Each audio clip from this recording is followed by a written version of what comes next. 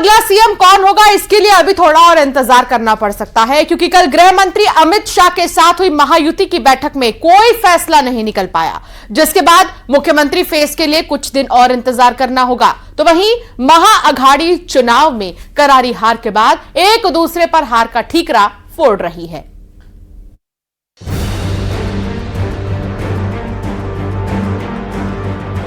महाराष्ट्र का मुख्यमंत्री कौन होगा, इस पर अभी भी सस्पेंस बरकरार है। दिल्ली में गुरुवार रात गृह मंत्री अमित शाह के साथ महायुति के तीनों नेताओं की बैठक के बाद भी महाराष्ट्र के मुख्यमंत्री पद को लेकर कोई ऐलान नहीं हो पाया है और अभी तक सरकार गठन को लेकर कोई प्रक्रिया भी आगे नहीं बढ़ी है। हालांकि सूत्रों के मुताबिक महाराष्ट्र में बीजेपी का ही मुख्यमंत्री होगा, जबकि शिवसेना और एनसीपी से डिप्टी सीएम होगा। इसके साथ ही सूत्रों ने ये भी दावा किया है कि 2 दिसंबर को दिल्ली में एक बार फिर महायुति के नेताओं की बैठक होगी, जिसमें सरकार गठन पर आगे की चर्चा होगी और शपथ ग्रहण की तारीख फाइनल की जाएगी। सूत्रों के मुताबिक 5 दिसंबर को मुंबई के आजाद मैदान में शपथ ग्रहण समारोह हो सकता है, जिसमें सीएम और 2 डिप्टी सीएम के अलावा 18 मंत्रियों को शपथ दिलाई जाएगी।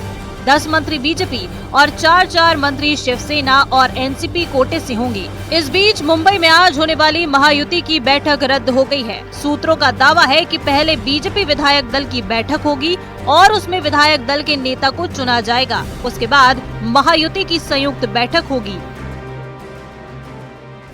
साहब कल 3:30-4 बजे तक दिल्ली में थे। दिल्ली से आने के बाद वो अभी निकल गए, कुछ भी नाराजी नहीं है।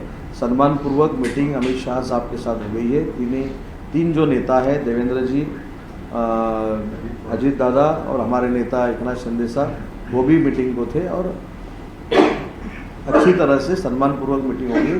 कोई भी नाराजी एकनाथ शिंदे साहब के तरफ से नहीं है। आपने अपनी बात रखी है और इसके ऊपर हमें ऐसा लगता है 1 या 2 दिन में महायुति के जो एनडीए के जो वरिष्ठ नेता है माननीय अमित शाह साहब या जेपी नड्डा साहब, उनकी तरफ से इसके ऊपर सॉल्यूशन जल्दी ही निकलेगा।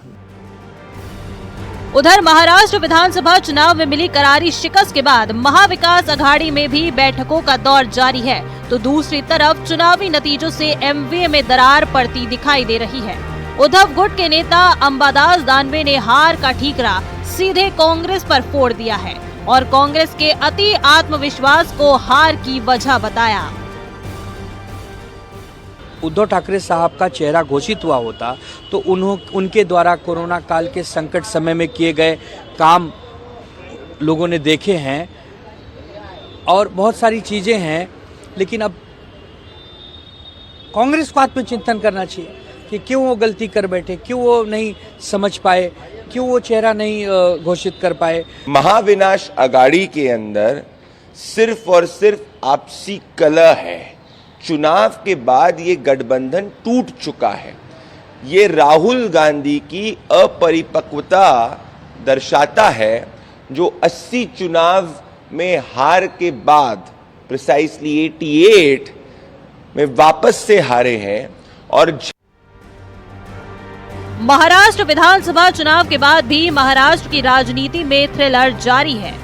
महायुति बहुमत हासिल करने के बाद भी अभी तक सरकार का गठन नहीं कर पाई है, तो महाअघाड़ी में चुनाव में करारी हार के बाद दरार पड़ती नजर आ रही है। Bureau report, news 18।